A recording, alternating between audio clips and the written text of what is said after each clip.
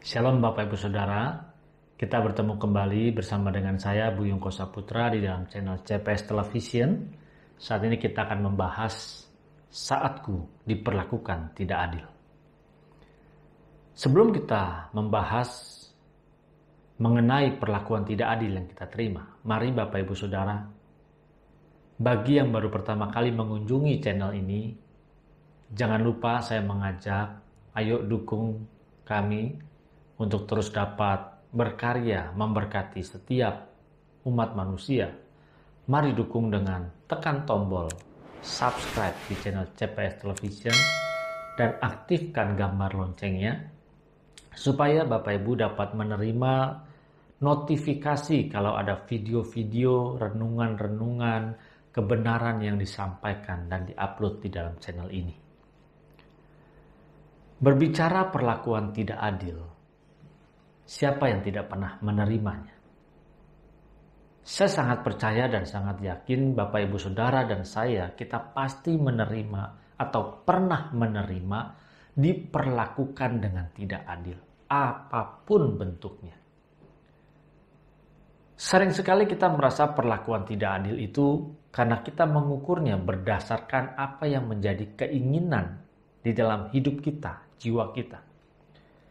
Kita merasa diperlakukan tidak adil karena tidak sesuai atau tidak menyenangkan jiwa kita. Tidak sesuai dengan apa yang kita harapkan. Bapak Ibu, ketika perlakuan tidak adil kita terima, memang rasanya sakit, rasanya tidak enak. Sering kita muncul kemarahan, kekecewaan, akhirnya apa? Akhirnya kita mau membalas dendam kepada orang itu. Tetapi apakah benar hal ini yang diajarkan oleh Tuhan kita Yesus Kristus ketika kita diperlakukan dengan tidak adil? Bahkan kita merasa sepertinya Tuhan juga tidak adil sama kita. Kenapa begitu ada orang yang memperlakukan kita tidak adil, menjelek-jelekan kita, menyingkirkan kita, memperlakukan kita tidak sesuai dengan apa yang kita harapkan?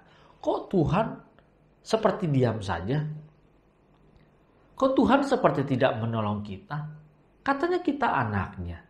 Katanya kita ahli waris kerajaan surga. Tapi kenapa Tuhan diam saja tidak membela ketika kita diperlakukan seperti ini? Hal seperti ini sering terjadi di dalam kehidupan setiap umat manusia. Perlakuan yang tidak adil, yang tidak menyenangkan. Banyak hal untuk berbicara tidak adil. Bisa jadi difitnahkan yang jahat, disingkirkan, tidak dianggap, tidak diperdulikan, disepelekan, atau kita mungkin tidak diperhitungkan sama sekali dalam kehidupan ini.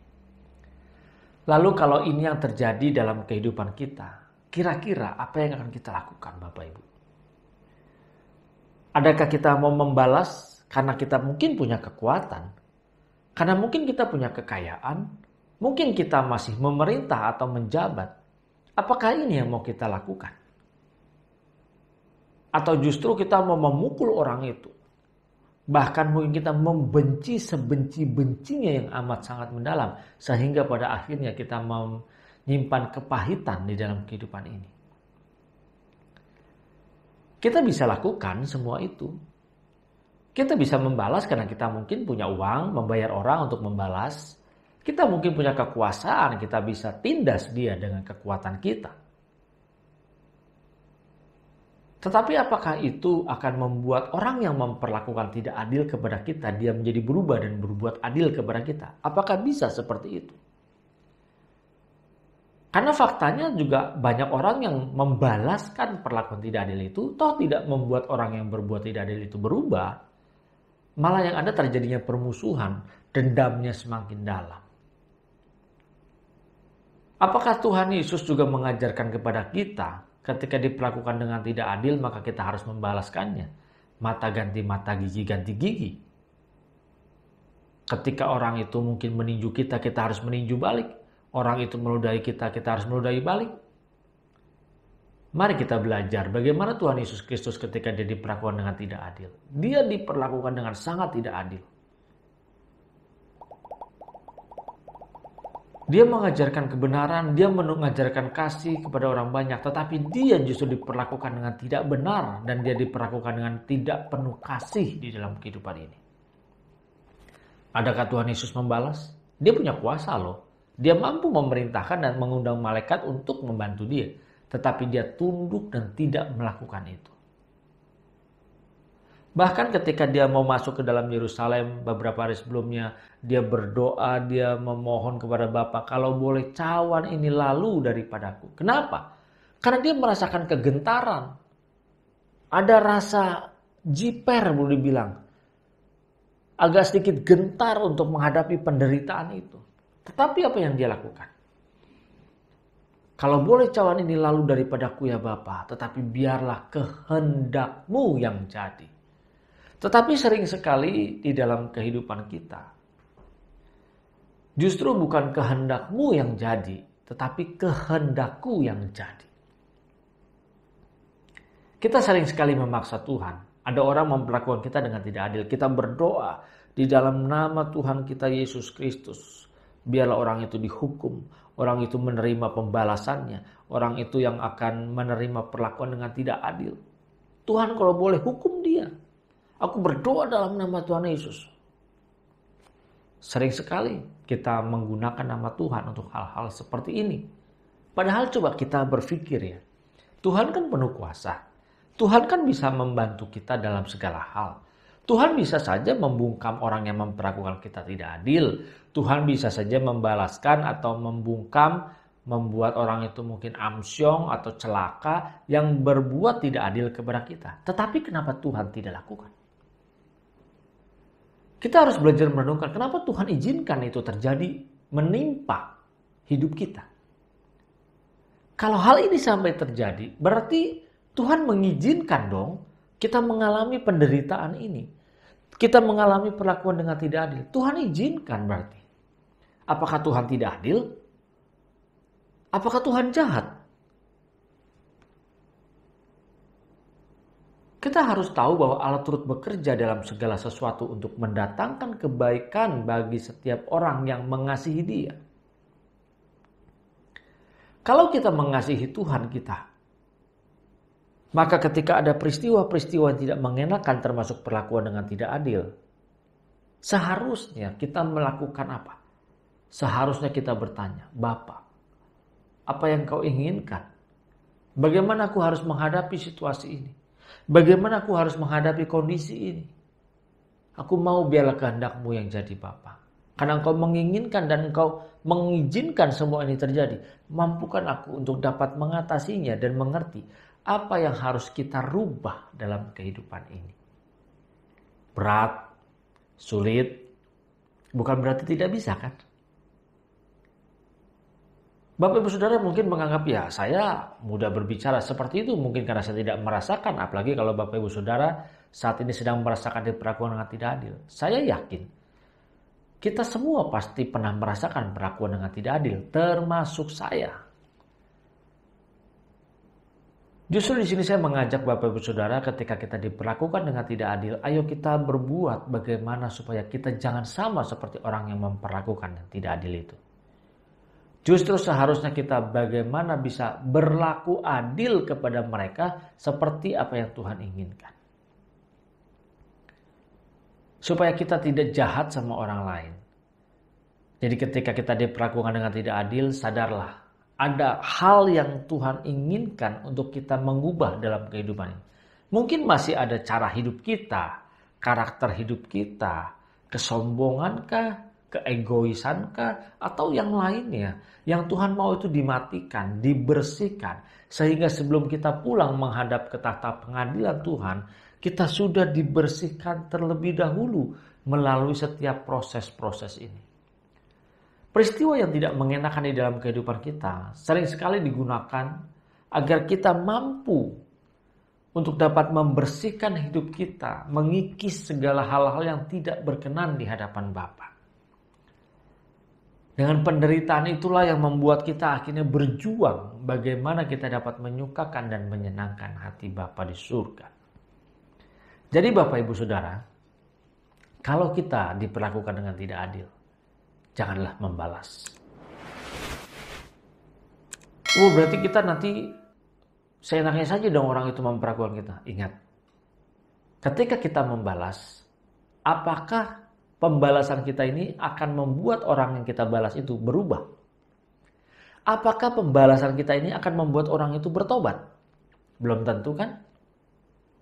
Belum tentu juga setelah kita membalas dia akan berbuat adil kepada kita atau memperlakukan kita dengan baik. Belum tentu.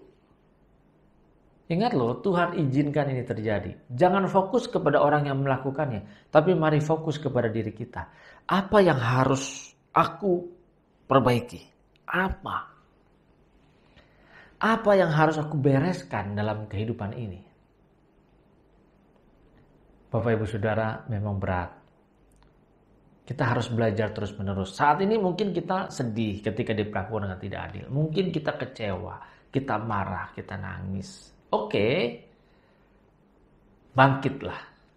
Terus besok diperlakukan lagi dengan tidak adil. Pasti kita akan menerima lagi. Dengan dalam hal yang berbeda atau orang yang berbeda, kita diperlakukan tidak adil lagi. Pada saat itu kita kecewa, kita marah, kita kesel, kita maunya membalas, tapi kita bertahan terus di dalam penderitaan itu. Oke, kita bisa laluinya. Tapi kita pasti akan menerima lagi. Sampai pada akhirnya ketika ada orang memperlakukan dengan tidak adil kepada kita, kita berkata, ya sudah, mau diapain lagi?